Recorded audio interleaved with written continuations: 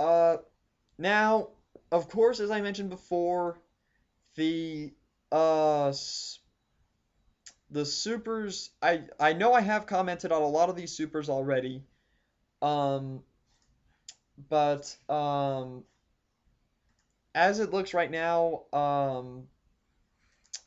Fateful Reunion did its job. Fateful Reunion did its job, in my opinion, and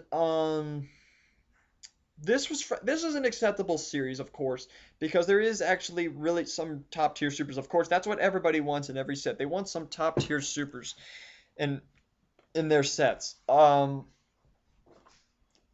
So we're gonna take these from the top. In fact, I'm actually gonna do this in I'm probably gonna do this semi-random order. Probably gonna try and. In fact, I'm probably gonna do it semi-alphabetically. So we're gonna start this with the first super rare that I see alphabetically, starting with the number 5 Hungry Sharks. Um, 5 Hungry Sharks is a great jutsu, and to be frank, I think the original name of this card should have been 8 trigrams, 64 palms. Quite frankly, that effect is what 64 palms should have been in Revenge and Rebirth. I just see that effect and I'm like, that. Why couldn't. Uh, I don't know. Just for me personally, that is a big ugh because I really wanted that jutsu to say 64 palms really really badly. Uh, but it's not. But I will say it is a really great effect. And the main complaint that I hear for this card is what it costs too much. No, it doesn't. 3 specific water chakra is not too much. Um, Is it a splashable jutsu? Of course not. But that's not what it's for. I mean, the thing you guys have to understand, in order to truly understand and rank a super, you have to put it into its best circumstances and you really have to think about it. Hence why I'm actually doing this video because I've had a time to warm up to these supers and see them in action. Um, so with that being said, 5 Hungry Sharks is a great jutsu. I would much rather run 5 Hungry Sharks than say maybe I'm serious. I would rather play 5 Hungry Sharks than Water Dragon Jutsu. Water Dragon Jutsu is amazing as it is. I really like 5 Hungry Sharks more. It's really tough to top discarding a ninja and eating their chakra at the same time. That is really really messed up if it goes through.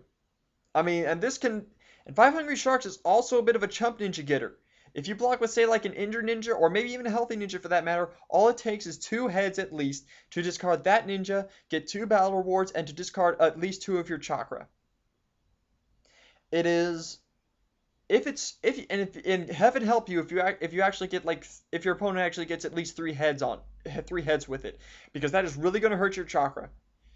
But 5 Hungry Sharks is worth the super rare.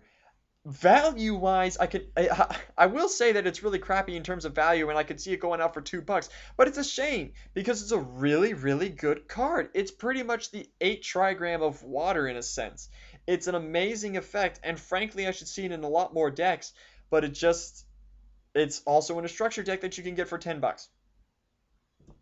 So that's my reasoning. 5 Hungry Sharks. I'll put it all for you guys. I'm not going to do top, middle, and low. I'm going to rate it on a scale of 1 to 5. Just 1 to 5. No decimals. Just whole integers. It's either going to be 1, it's either going to be 0, 1, 2, 3, 4, 5. And the 0 is just for fun. Um, 5 Hungry Sharks. I'm giving 5 Hungry Sharks a 3.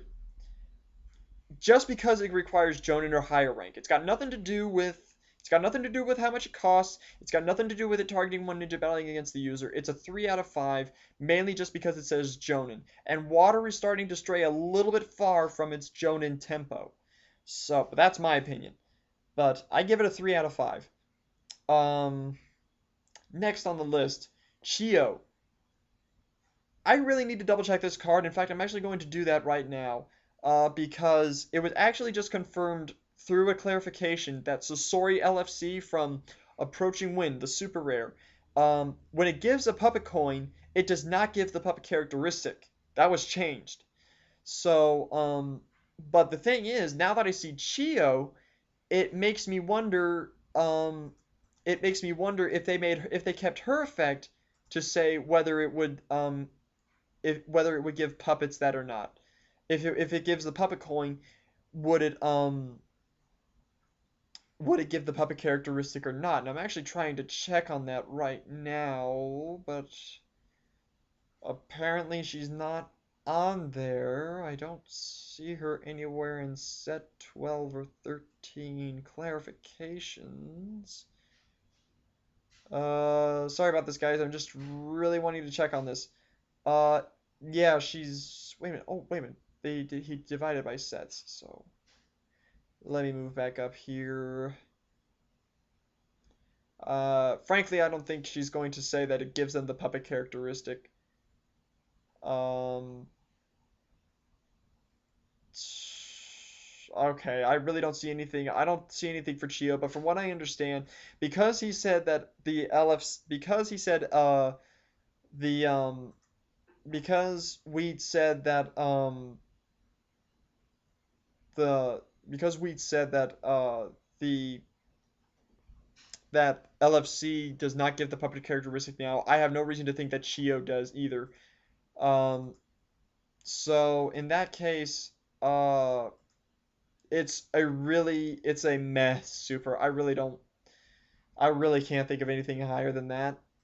Because granted, she comes out a turn earlier. She has the medicine combat attribute for all you people out there who want to use like all those medical ninjutsus.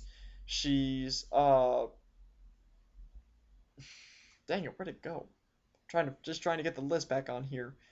Um, the it's just a met effect. I really can't think of much more to say about it.